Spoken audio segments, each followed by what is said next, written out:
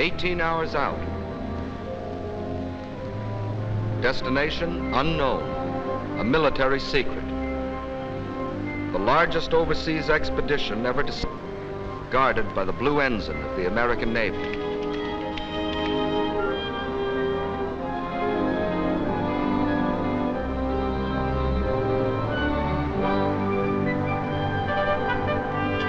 Southwards from Britain, some 3,000 miles away, an even greater convoy, twice the size, moves in its appointed place across the seas, shielded by the white ensign of the British Navy. Destroyers in close support, cruisers on the flanks, and beyond the horizon, the battleships. From the decks of aircraft carriers, and from the shore, planes of the Fleet Air Arm and Coastal Command patrol the skies and search the seas, advance outposts of an elaborate protective screen. East-northeast, the American convoy. Southwest by west, the British. Nothing like these two armadas had disturbed the waters since the world was made. This is a combined operation. An operation that began some 4 months earlier in Washington, D.C. The President of the United States welcomed the Prime Minister of Great Britain. The gravity of the moment had brought them together. The lights burned all night that night in the White House, where the two leaders met with their combined chiefs of staffs. For this was the picture taking all too definite form in the minds of the civil, military, and naval leaders now locked in secret conference. Two Axis spearheads were headed east.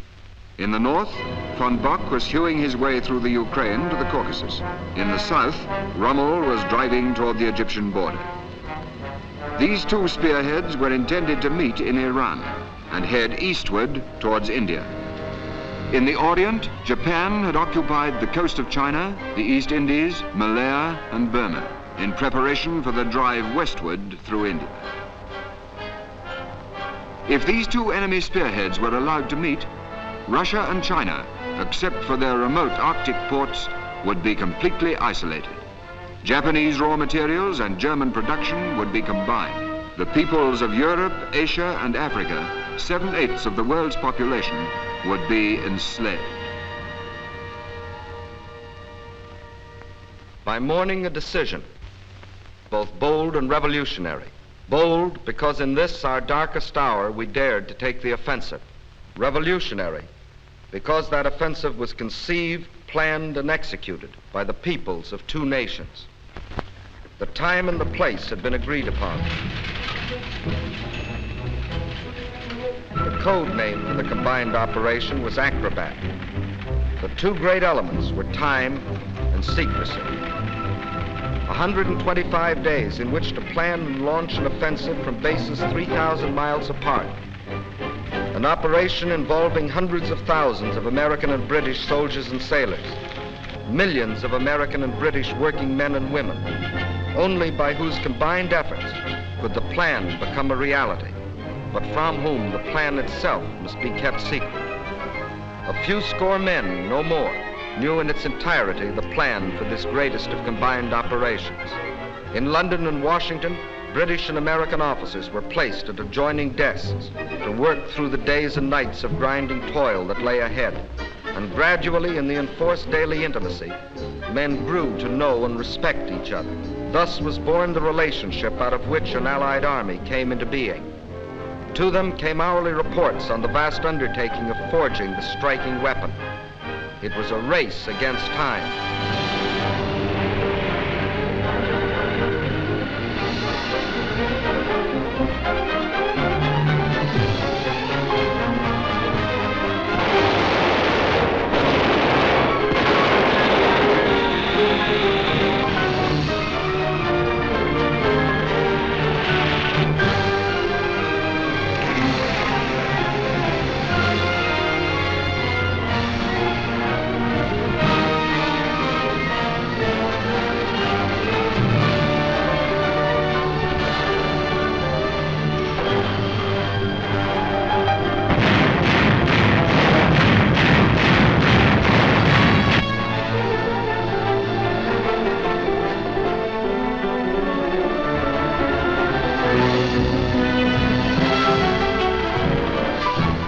United States men and supplies poured eastward toward the Atlantic seaboard.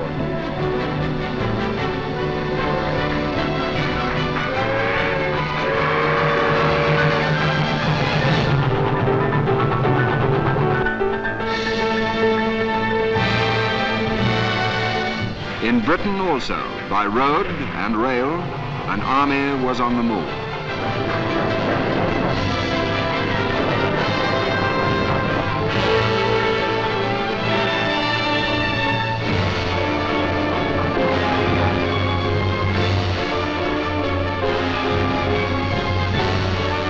By day and night, the dockers worked.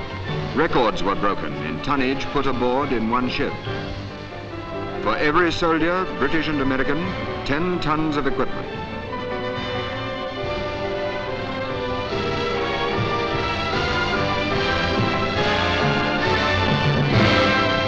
On both sides of the Atlantic, the effort was tremendous.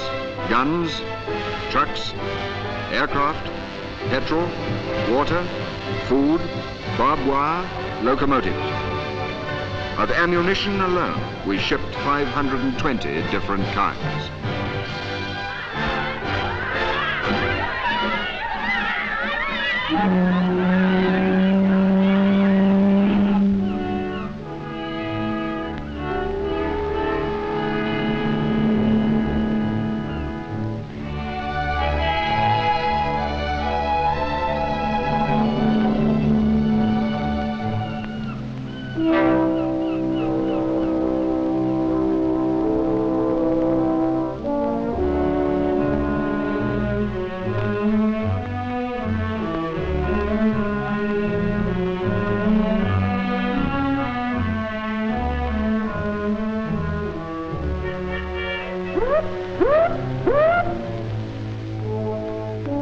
And every ship sailed on time and in absolute secrecy.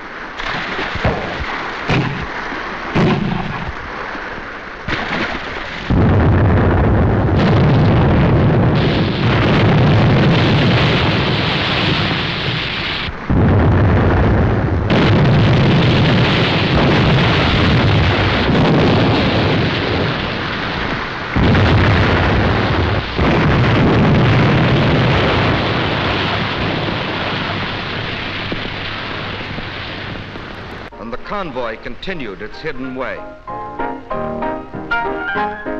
My name's McAdams, Joe McAdams, Kansas City, Kansas, private first class. I was on one of those ships you're looking at, part of the biggest show on earth and didn't know it. Too darn many ships to see all at once. Well, we'd been hollering for action. Now we were going to get it, but we didn't know where. Norway, France, Italy, China.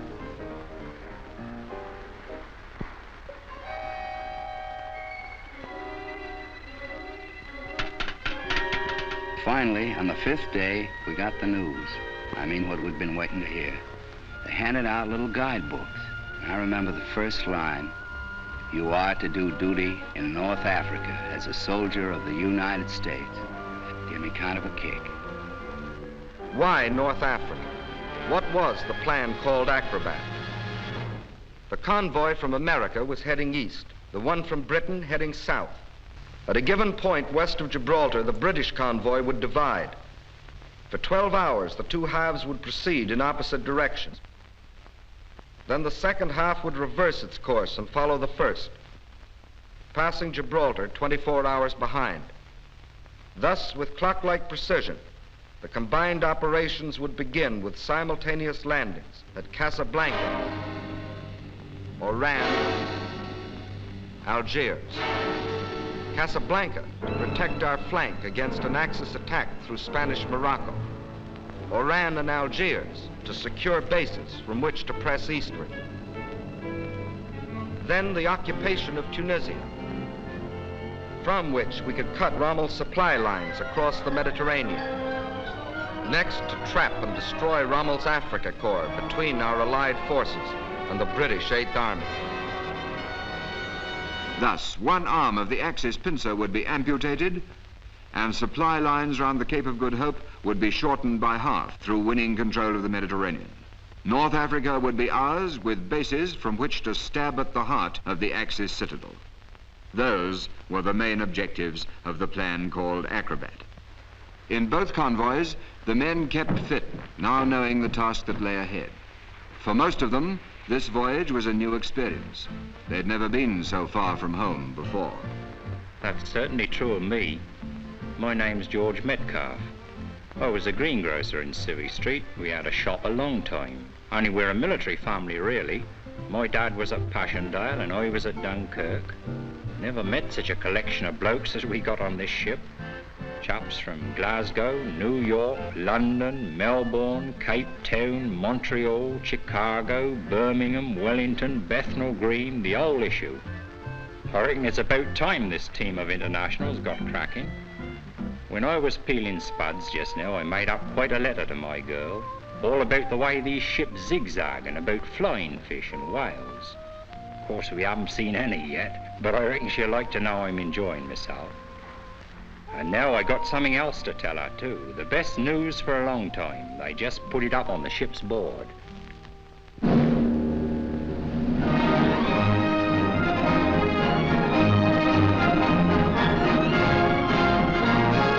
But the 8th Army's offensive was only one phase of a larger strategy.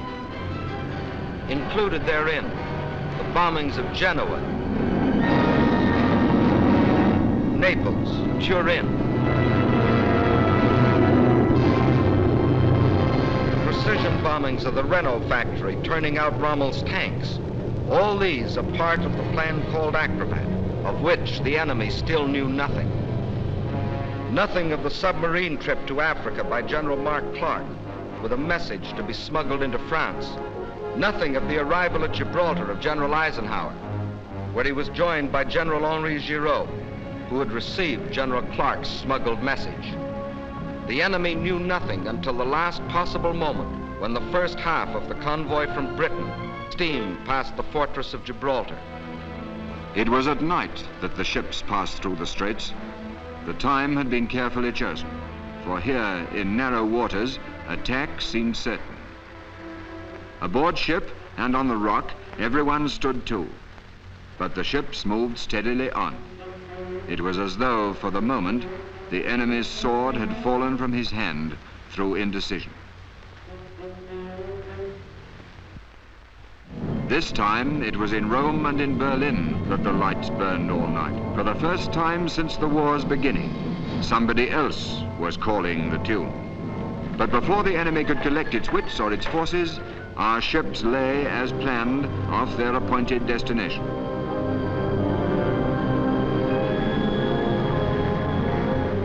Events planned 4 months earlier moved to a climax. Off Casablanca stood the convoy from America. To the troops aboard spoke their commander, General Patton. Soldiers and sailors, it is not known whether the French African Army will contest our landing, but all resistance, by whomever offered, must be destroyed. However, when any of the French soldiers seek to surrender, you will accept it and treat them with the respect due a brave opponent and future ally. Remember, the French are not Nazis or Japs. November the 8th, 1942. Orders of the day. The words "play ball," transmitted by the task force commanders, signifies that all forces are to take vigorous and offensive action against the enemy. A large searchlight shown in a vertical position at night signifies that the enemy has agreed to the terms of the Allies.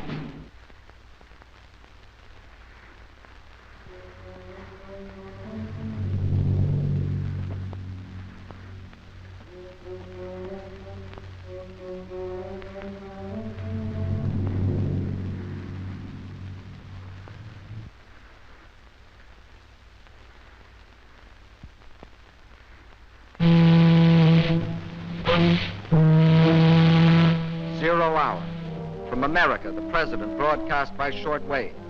We do not want your land. We fight a common enemy. From London, General Charles de Gaulle. Do not resist.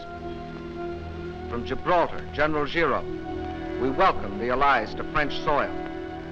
How would these pleas be answered?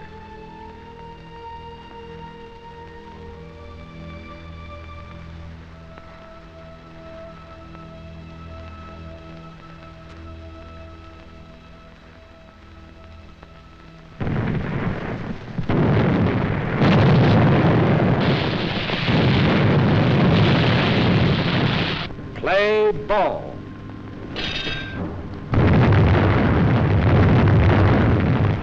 Fight was on at Casablanca. Meantime, at Algiers, our landing craft also met fire from shore batteries, which were soon silenced by ships of the British Navy.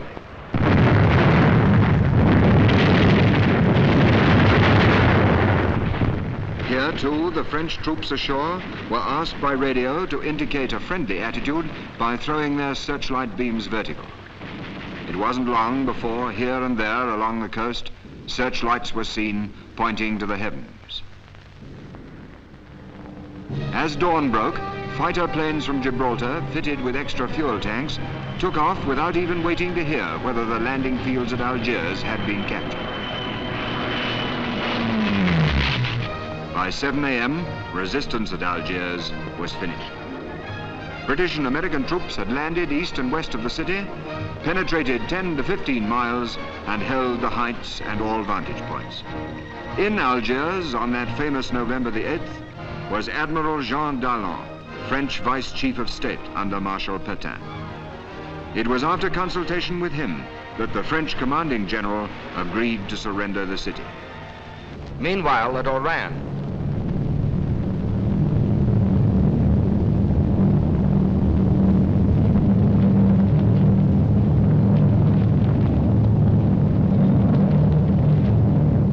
American paratroops and airborne infantry, flown from Britain 1,500 miles away, had landed to capture airfields, while other American troops had poured ashore on the beaches, protected by the British Navy. Here, as in Algiers, the fighting lasted for only a few hours, but at Casablanca, the battle still raged.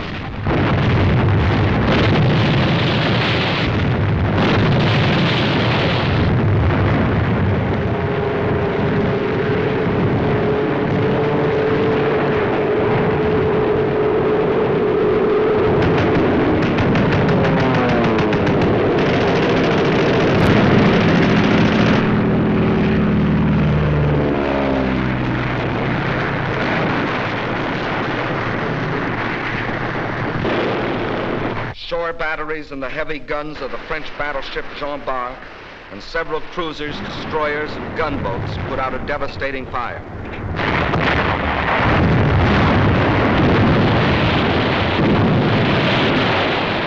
Gunnery from American ships, coupled with precision bombing, silenced those guns.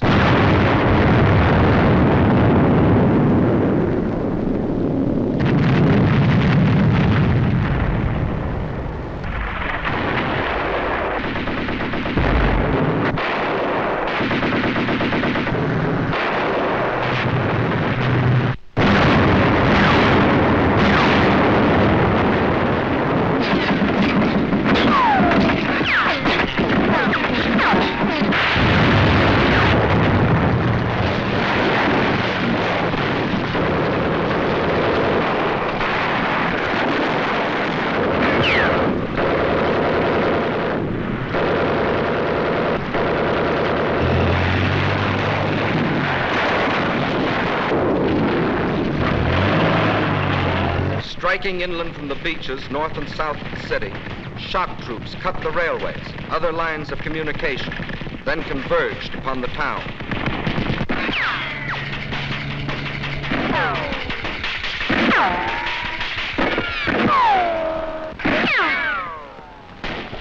2 days later, the Germans invaded unoccupied France, whereupon Admiral Darlan, declaring Pétain a prisoner of the Axis and himself chief of state, ordered the cessation of hostilities. In proof of the surprise of our landings, German armistice commissions were caught flat-footed in each city. Their jobs, to bleed North Africa of her raw materials and farm products. The people of North Africa were evidently not sorry to see them go.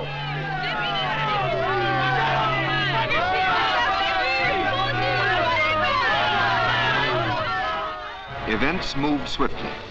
To Algiers came General Anderson, commanding the British First Army. General Giraud took command of the French land forces. United under General Eisenhower, they were ready to take the field. Once more, the tricolor, the stars and stripes, the Union Jack flew side by side.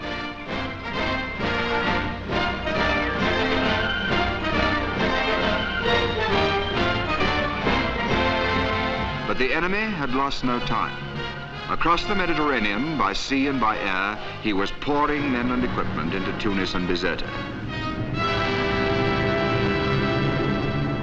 Despite this, we determined to start the campaign at once, hoping to reach the distant cities before the enemy's grasp had become too strong. This was a bold decision, for the British First Army was as yet little more than one division, and the bulk of the American forces were needed to safeguard our position in Morocco. We had other disadvantages. Roads were poor. Railways inadequate.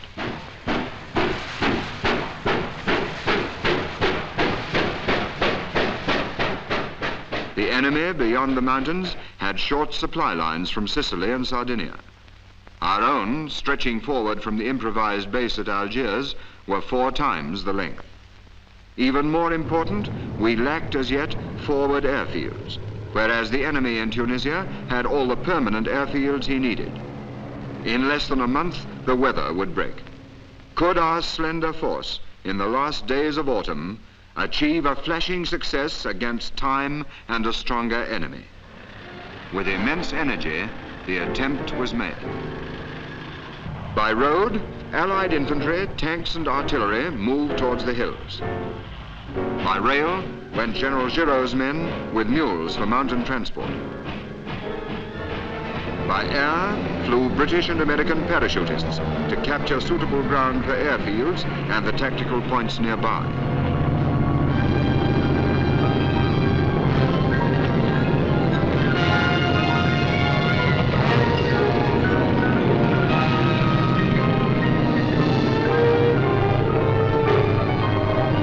By sea went commandos to Bougie and Beaune, the latter 300 miles to the east and only 60 miles from the Tunisian border.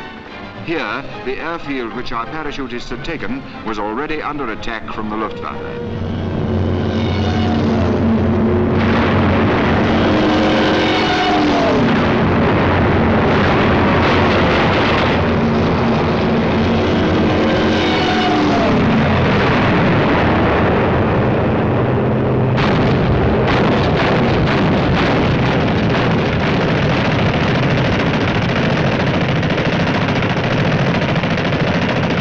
It was our only permanent forward airfield and had to be fought for repeatedly. In 3 columns, we advanced towards Tunis and Bizerta. And still the enemy poured into Africa. By mid-November, 1,000 a day. Among them, Marshal Kesselring, Mediterranean Commander-in-Chief, the man who had made his name infamous at Warsaw and Rotterdam. November the 18th. 10 days after our first landings, our mixed force of Allied troops had crossed the frontier into Tunisia and skirmishes were frequent.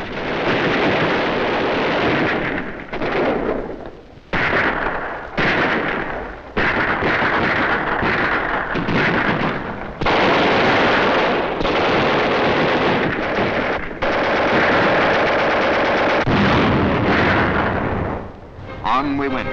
Small units of French, British, Americans held up here, gaining there, fighting Rhodes as well as Germans, but pushing on. By November the 22nd, we were in Béja, 450 miles on the road to Tunis. News came that 30 miles on, the French under General Barré were holding Meges el Bab against the Germans. The French were fighting stubbornly, equipped with little more than machine guns and rifles. General Anderson promptly moved to support them. Together, we held Meges, henceforth a pivotal point, and forced the Germans back. But now we went into the plains and were increasingly exposed to the enemy's more numerous tanks and aircraft.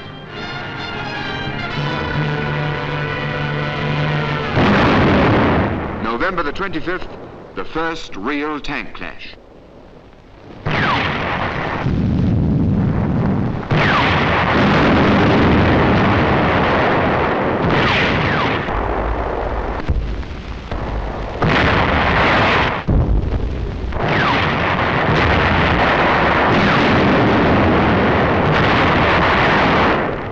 Enemy tanks destroyed, and the rest withdrew.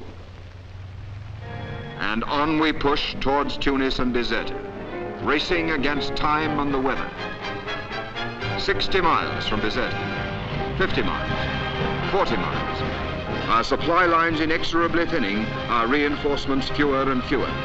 30 miles from Bizerte, 20 miles, 18 miles from Tunis, 16, 15. And from the hills, our patrols saw the city. But now the enemy attack rose to a crescendo.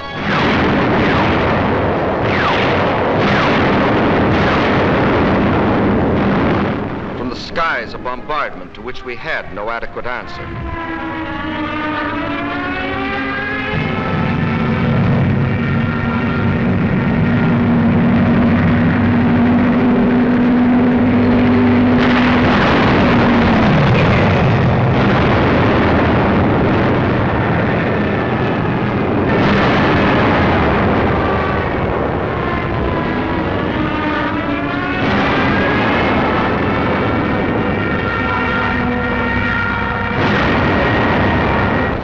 Supplies were far outrun, our casualties heavy. Even as the goal was in sight, the race had been lost. This first thrust, this adventurous gamble had failed. We fell back to the protection of the hills.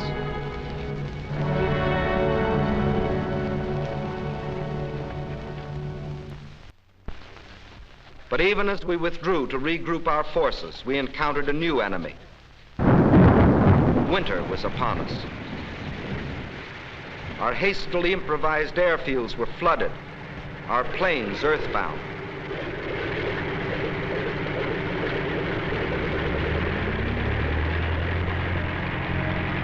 The roads became running streams.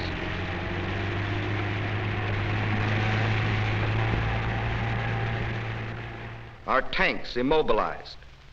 All hopes of a quick victory had finally foundered in a sea of mud. But the race for Tunis and Bizerte had not been in vain. For our battle lines, now stabilized, ran south from Meges el Bab, through Usultia, Faid, Maknassi, and Gafsa, along the barrier ridge of mountains known as the Great Dorsal, which separated the German-occupied coastal plain from the mountainous regions to the west. German expansion was possible only through a series of passes traversing the Great Dorsal, and all through the winter months we held those passes against incessant German attack.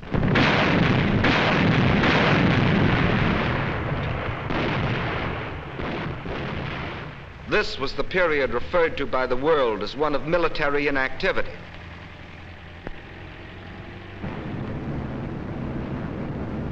A period during which we sustained nearly half the total casualties incurred during the whole North African campaign. That's right. When you read in your papers about lulls that don't apply to George Metcalf and the poor bloody infantry, never did. We were on the job every night, patrols in the hills and in the woods.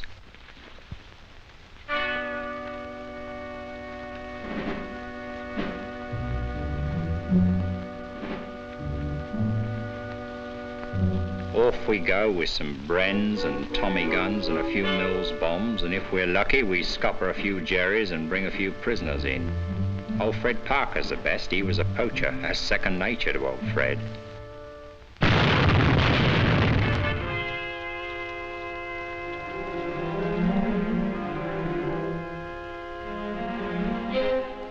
When we get back, we're camouflaged so you can't tell whether we're men or walking lumps of mud. We picked up about half Tunisia when we got back this morning. We just about scraped it off when we had to go out again at dusk and pick up the other half. Great life. You'd think mud would be different in Africa. Different from France, say. Old Fred says it weighs heavier here and don't smell the same, but me, I can't tell any difference. It turns white bread into brown just like the other stuff. Keeping the automatics and rifles clean is the worst. Old Fred's only got about half a tail of his shirt left. There's one thing we do thank God for, the mules. Fancy that, mules. If it wasn't for the mules, we'd just about starve. Not that we eat 'em, I don't mean that, but they bring up the rations, see? Nothing but mules or eagles could ever get here. Mud, just mud. I told my girl I'll stick to her like mud, and I can't say more than that. Whenever the fields were dry enough, our planes took off to tackle the Luftwaffe. Though still outnumbered, in 4 weeks they shot down 241 enemy aircraft for a loss of 89 of our own.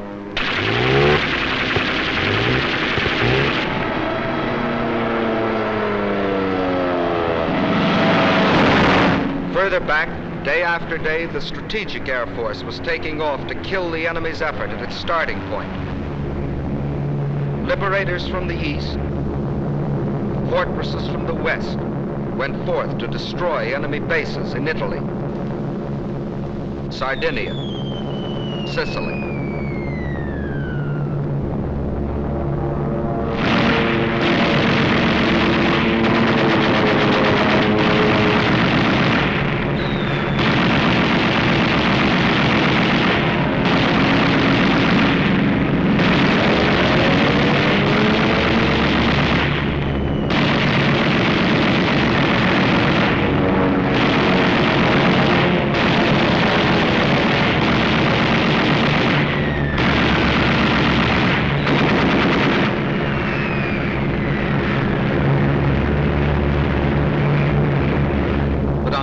No offensive could be launched until spring.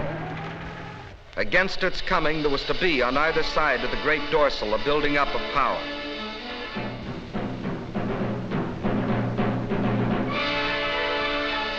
Over supply routes that spanned on the German side 150 miles of water, and on our side hundreds of miles of land, and then thousands of miles of water.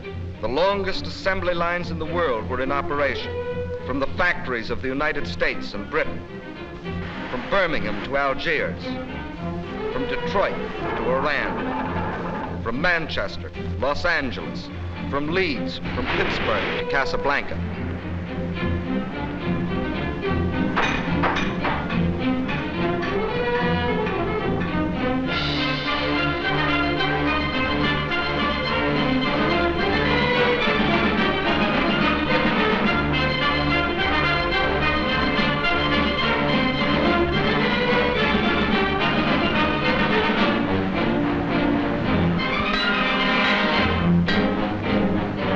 Whole trains were assembled on the spot, loaded with freight and sped forward.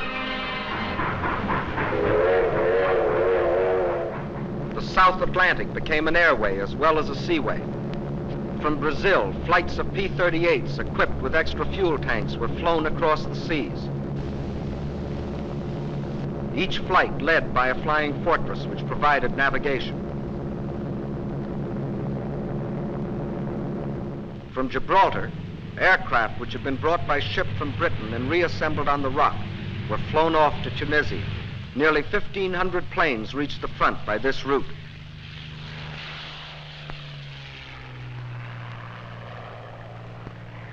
Roads to the front were being built where none before existed.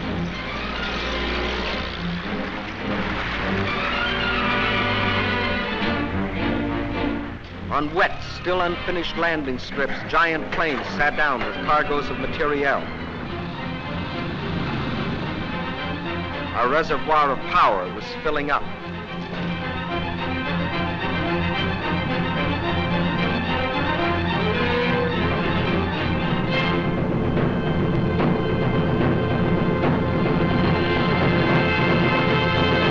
Tunisia was to be the theater of a major campaign, a campaign to be fought where Scipio had fought, and Hannibal, where already 3 times in history great armies had been destroyed between the mountains and the sea. These hills and plains were again to echo to the tempest of battle. Not now the trumpeting of elephants, but the crash of tanks and artillery. Not now an empire, but a way of life at stake.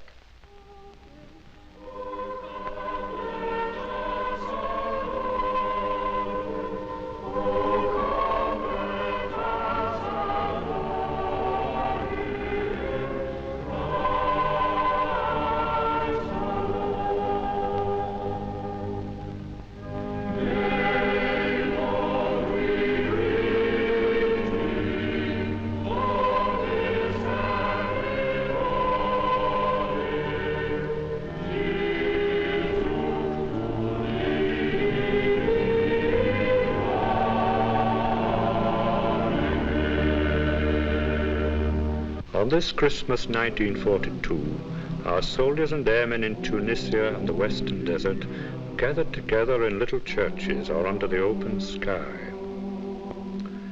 And doing so, they thought of their homes and loved ones, hundreds or thousands of miles away. Our soldiers' thoughts were of New York and the Middle West, of the cities and villages of France, of the plains and hills of India, of homes in Cape Town and the African veldt, or among the snows of Canada, or in the Christmas sunshine of New Zealand and Australia, and among the fog and rain of London and Edinburgh. And they thought of their comrades who had already been killed, and of the cause for which they had been killed, the cause that had brought all of them across the seas to fight, the cause of liberty and tolerance and dignity and peace, and of how the horizon was brightening a little as though a new day were being born. Everybody fed well at Christmas,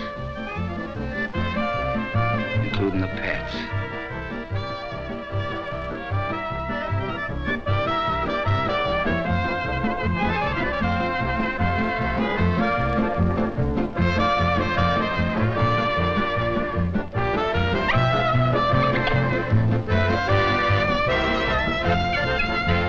About now, we began to take notice of the kids.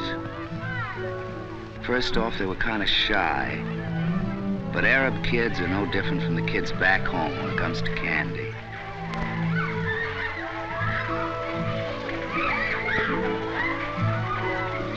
A lot of them looked about half starved. The Germans had picked the land clean. So we gave half our milk ration to the Red Cross, and they ladled it out.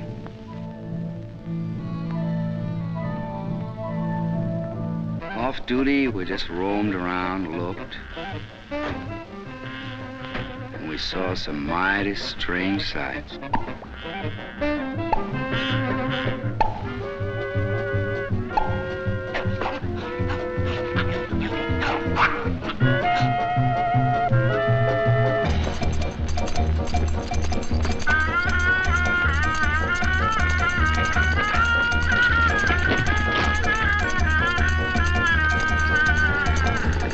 Wondered what the Moorish girls looked like behind the veils. Wondering was about as far as we got. One Sunday, the middle of January, we were hanging around, catching up in the news from home, when we were routed out for assembly. They told us to polish our brass and shine our leather. Some of us said, "What's the big idea?"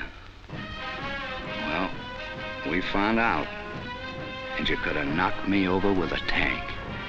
It was the Prez himself, riding along in a Jeep.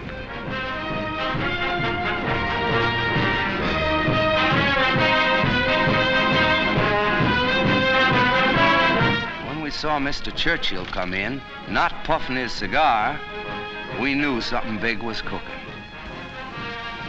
In a small seaside hotel at Casablanca, discussions began at once. Their purpose, to design the shape of victory in Africa and beyond. First, a meeting was arranged between Generals de Gaulle and Giraud, who had succeeded Admiral Darlan, assassinated a month earlier. Out of the meeting was to grow the union of the fighting French, who had never lost hope, and the French for whom hope had been reborn. Second, the united command for the new Tunisian campaign was created. The Allied troops in the area were now predominantly British, but by common agreement, General Eisenhower continued in supreme command. As his deputy commanders, 3 British officers, General Alexander on land, Admiral Cunningham on sea, Air Chief Marshal Tedder in the air. Under them, British, American and French officers and men serving side by side. The whole scheme a dovetailing of command, unique in military campaigns. Third, we fixed the terms which would end the fighting. Unconditional surrender. Of all these decisions, our Russian and Chinese allies were kept fully informed. The conference ended, Mr. Churchill flew on to Tripoli to greet the victorious 8th Army and explain its vital part in forthcoming events. For the decisive hour was at hand. Battle lines were drawn. In the north stood the British First Army. In the center, General Giraud's French troops. In the south, the Americans. Further south, a small group of fighting French had completed its historic 1,500-mile march and taken up positions on the left flank of the British 8th Army, which faced the formidable Mareth line, behind which barrier Rommel's army, after its long retreat, had entrenched itself. Tunisia was gray with German troops, 15 full divisions.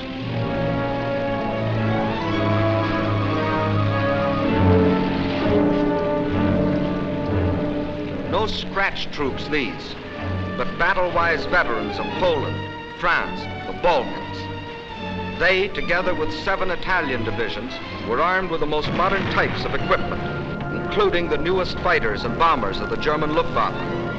The German orders were, hold Tunisia at all costs, keep control of the Mediterranean. Rommel, standing behind his Mareth line, saw that he must soon be faced with an attack in the rear from the Allied armies along the Great Dorsal, as well as an assault by the 8th Army at Mareth. He therefore struck first, in an endeavor to remove the menace behind him. On February the 14th, the blow was struck. Heavy armored columns burst out of Faid Pass in the mountain barrier and through into the valley beyond. In the face of their onslaught, Allied armor withdrew with heavy losses. By the 21st, the enemy had forced his way through the Kasserine Pass, and his armored columns were advancing in a 3-pronged thrust. One main column aimed at Tabessa, our supply base in southern Tunisia, and another at Thala, key town in our lines of communication. Almost within sight of his objective, he was halted. American, British, and French forces all stood immovable against the final impact, and in counterattack broke it, while Allied air power pounded Rommel's lines of communication and supply. The threat was ended. Advancing past destroyed German armor, we reoccupied Kasserine Pass, and by March the 17th, the original battle lines had been restored. As soon as Rommel saw that his westward thrust was doomed, he made an abortive attack south against the 8th Army. The Germans unveiled the new Tiger tank, the British the new 17-pounder anti-tank gun.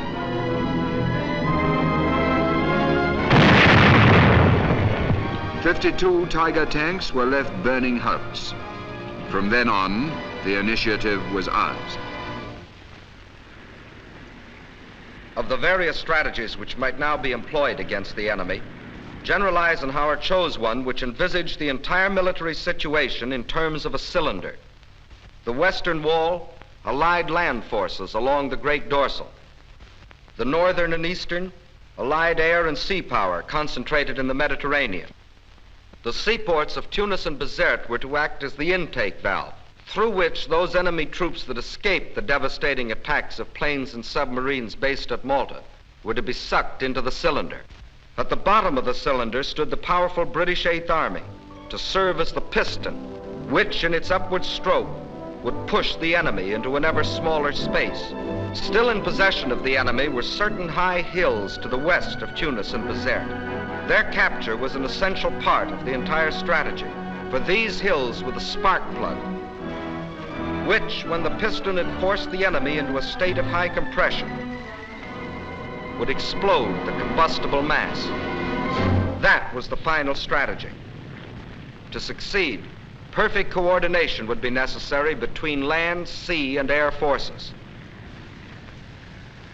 The Northwest African Air Force, commanded by General Spaatz, was divided into 5 major groups, of which 3 were combat. The Strategic Air Force, under General Jimmy Doolittle. These were the big boys, the long-range bombers, pounding away at enemy bases and shipping. The Coastal Air Force, under Air Marshal Lloyd. Day and night fighters, these, protecting ports and convoys. And finally, the Tactical Air Force, a new conception of air power developed by the British in the Middle East. All fighters and attack bombers, British and American, were placed under one command so that we could strike with the full force of our flying artillery when and where it would do the most good. Air Marshal Cunningham, in command of this group, and General Alexander, in command of all ground forces, lived and worked side by side in a tent camp in the Tunisian mountains. Theirs was a complete partnership, and in it lay the pattern of ultimate victory. By the middle of March, the stage was set. The first move was up to Air Marshal Cunningham.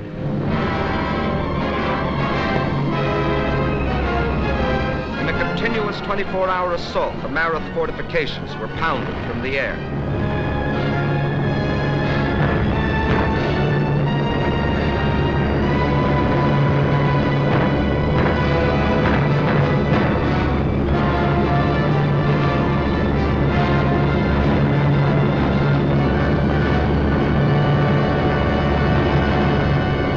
Then General Alexander gave the signal for the piston to begin its upward stroke. Montgomery, looking ahead, had planned the Mareth battle 3 months before. He would strike after a barrage and in moonlight, as at El Alamein. But simultaneously, he would begin an outflanking movement on the left. The frontal blow had to cross a gorge, the Wadi Zigzag, and create a bridgehead under cover of which tanks and artillery could cross the Wadi before the enemy's counterattack in force could be made. 3 days before the attack, it rained heavily.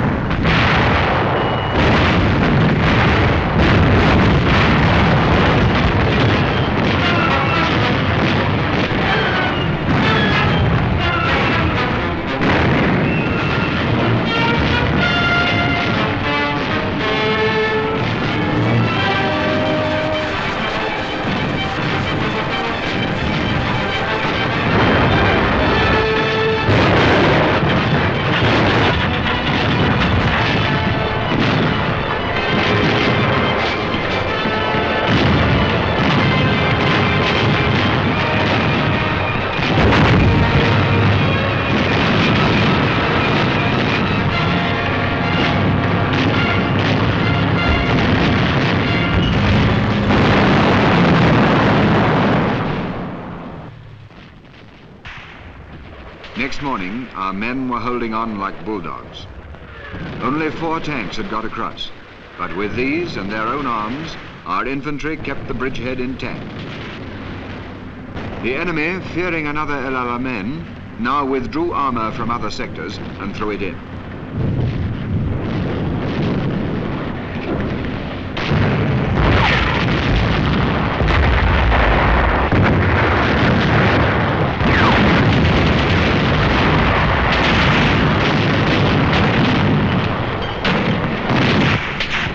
this battle raged, our outflanking left hook by General Freyberg and his New Zealanders, reinforced by the 1st Armoured Division, was racing across 150 miles of desert towards El Hama.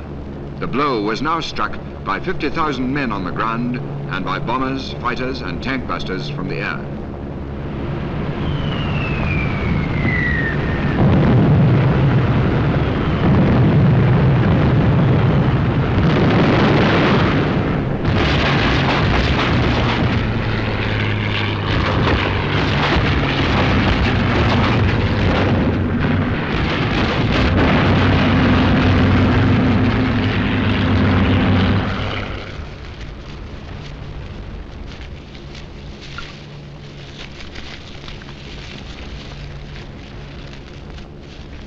The Germans, pinned down by the Northumbrians at Mareth, moved their armour too late. The New Zealanders, thenceforth to be known as the left hookers, drove through.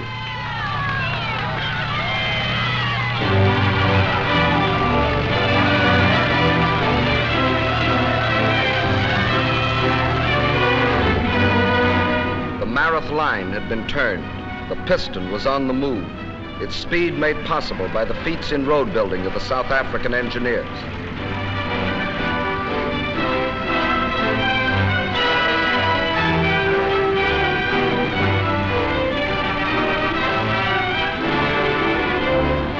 Air and naval forces shelled and bombed all along the seawall. Our fighters struck at their transport planes, still pouring men in through the intake valve, knocking them out of the sky by the hundreds.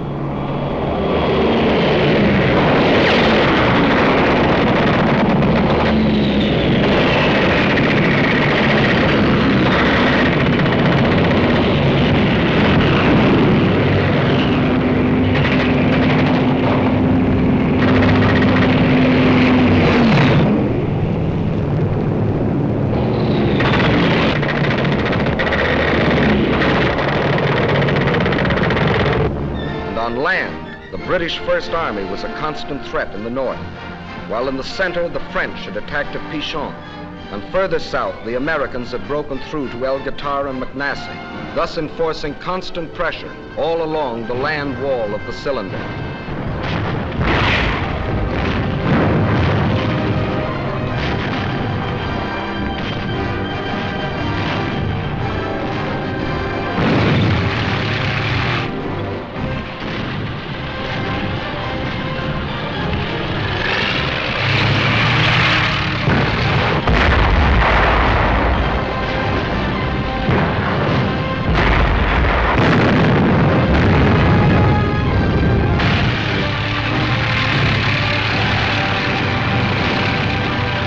April the 7th, and American patrols of light tanks striking eastward met patrols of the British 8th Army advancing northward.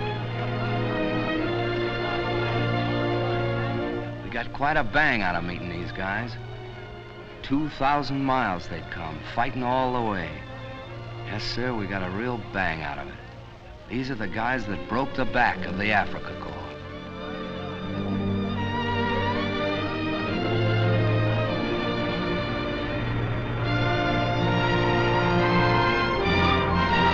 Still, the piston pushed relentlessly on. April the 10th, Sfax fell. April the 12th, Sousse. And on April the 20th, after exactly 30 days of fighting in pursuit, the 8th Army had driven the enemy into the hills beyond Enfidaville. And in its wake was a great homecoming. What got me was watching those villagers coming back, mostly on little donkeys piled up with so much stuff you'd wonder how they carried it. Reminded me of the Bible somehow, you know, the donkeys and the hills behind and these folks trekking home. There was one old chap spoke a bit of English, and he comes up to me and old Joe McAdams and he says, "Thank you, thank you, thank you, thank you." And then he started shaking hands with us. I thought he was never going to let go. And as we watched him going down the hill, Joe says to me, he says, "You know, George, I had a buddy killed the other day and I was pretty sore about it. But now all these poor devils coming home gives the whole thing a kind of a meaning." Well, then when we went down to the village, it was just the same down there. Little Jewish boys taking off the yellow stars they'd been made to wear as if they was lepers. And then our army doctors attending to the women and the youngsters, just as if they was on the panel back home. I certainly felt less browned off. I certainly did. The rapid advance of the 8th Army had left the American divisions at McNassie and El Gatar far behind the battle area. General Alexander now switched these divisions to the north. This remarkable 200-mile march across the heavy traffic streams of the 1st Army's lines of supply was accomplished without once interrupting the eastward flow, and this in complete secrecy.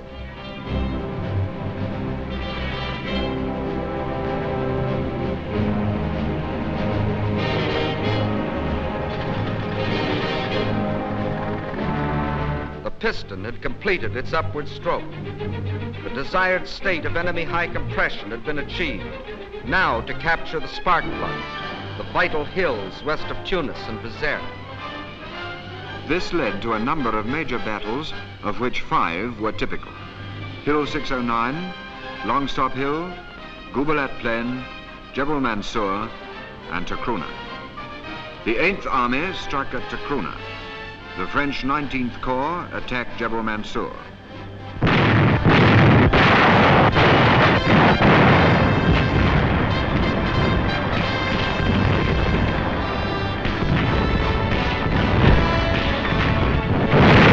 On the Gubalat Plain, the British 6th Armoured Division, striking towards Tunis, had drawn upon it most of the enemy's remaining armour.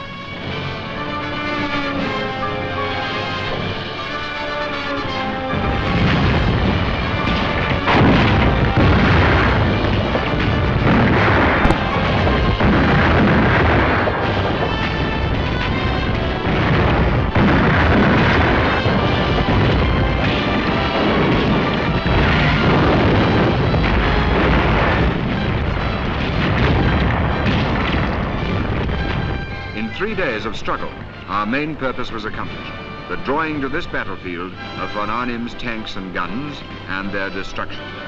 Meantime, the British 78th Division was pressing the attack on Longstop Hill.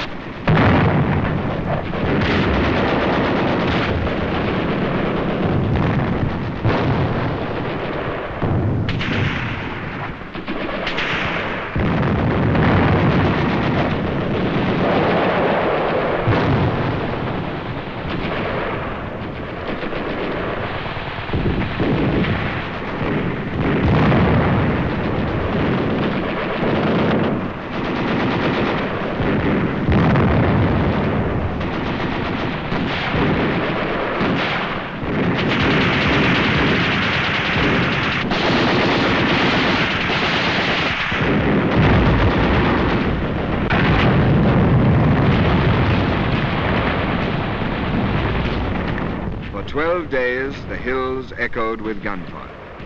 Positions were taken, lost, and retaken. When the German lines broke at last, their dead lay in hundreds, unburied on the battlefields.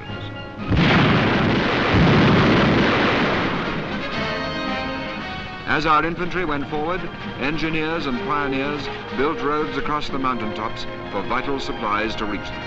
In 14 days, they built 11 miles. Meanwhile, further north, the Americans had embarked on their phase of the campaign. This started with the assault on Hill 609. Long-range artillery started the attack.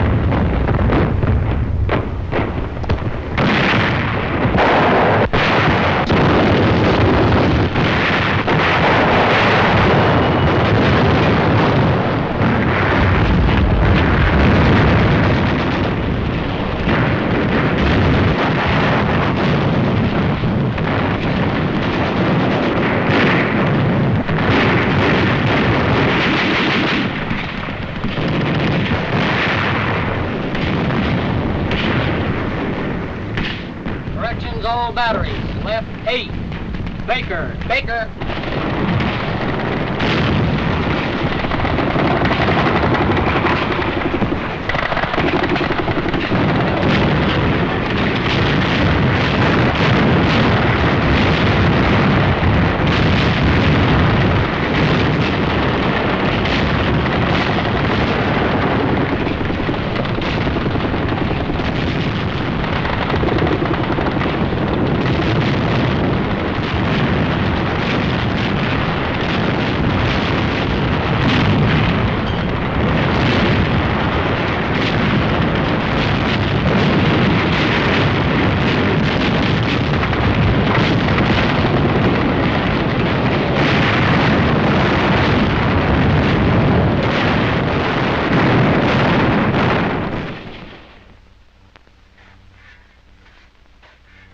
We took Hill 609.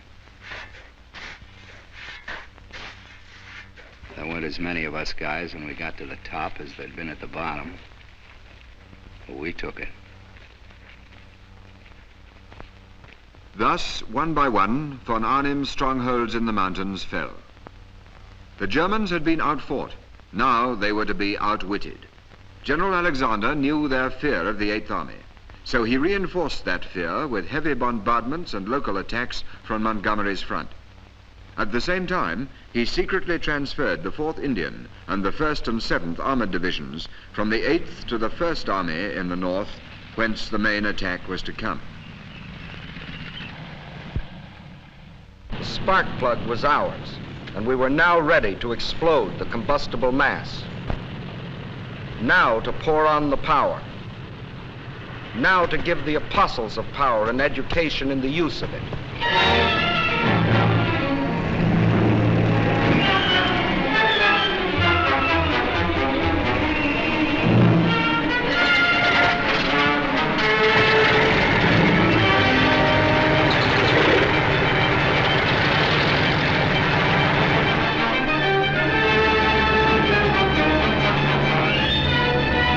British and Americans in the air with everything that could fly.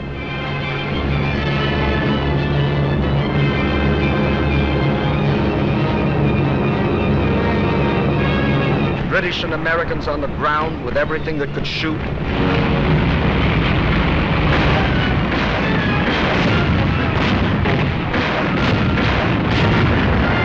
French artillery, French infantry.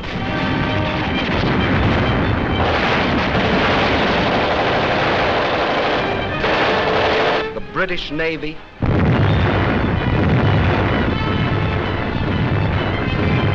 All poured forth their concentrated fury.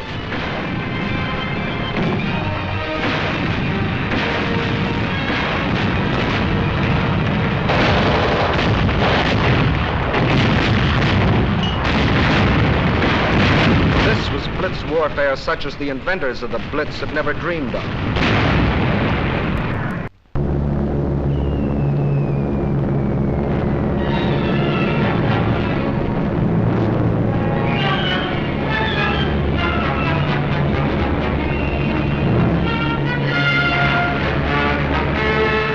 Nazis' challenge to the free world to fight or surrender was being answered.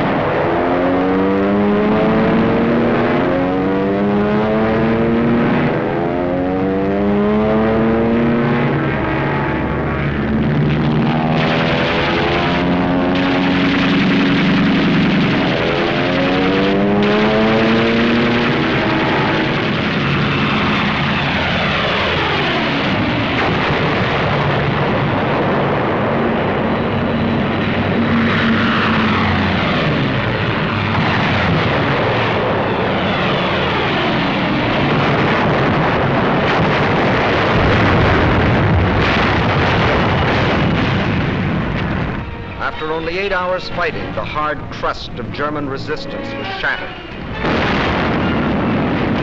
Our armor crashed through.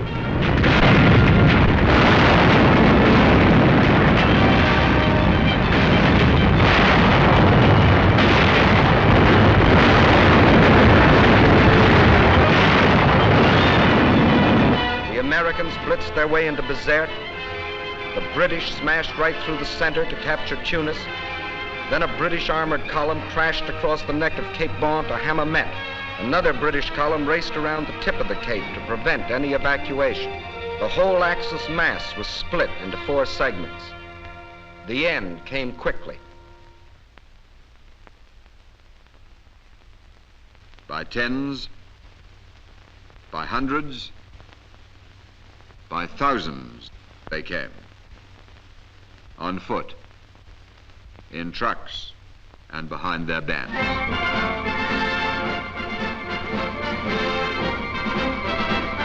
The greatest mass surrender of fully equipped troops in modern history. We had lost nearly 70,000 men, dead, wounded, and missing. 35,000 British, 18,000 Americans, 15,000 French. But for every man we had lost, the enemy lost 5. And at the end, 15 full divisions, 266,000 of their best men laid down their arms. No Bataan this, no Crete, no men riddled with disease and shrunken with hunger, fighting to the last barehanded. Educated in the school for power, they were quick to recognize superior power. And when they did, they quit cold. This is the end of the Axis African adventure.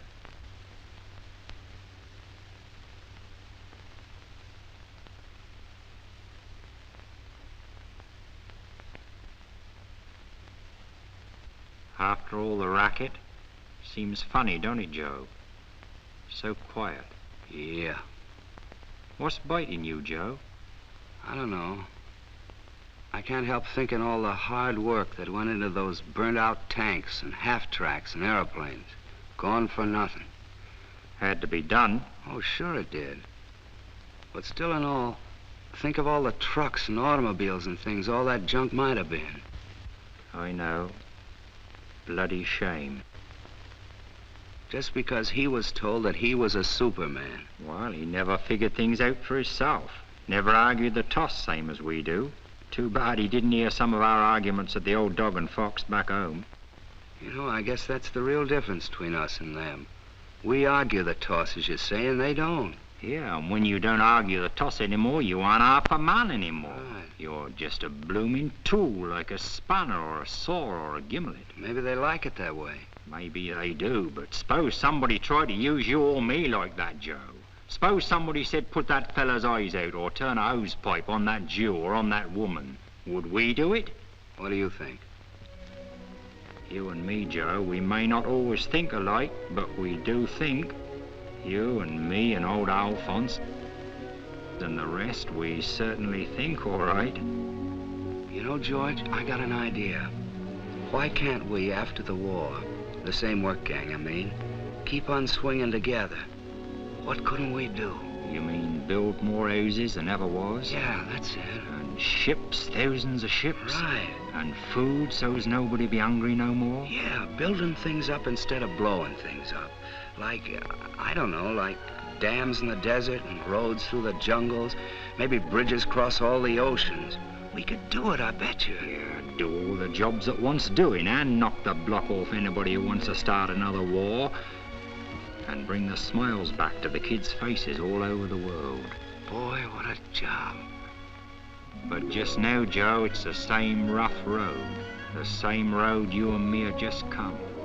The same bloody hard road. And for quite a while yet. Boy, oh boy, what a job. Bringing back the smiles to kids' faces.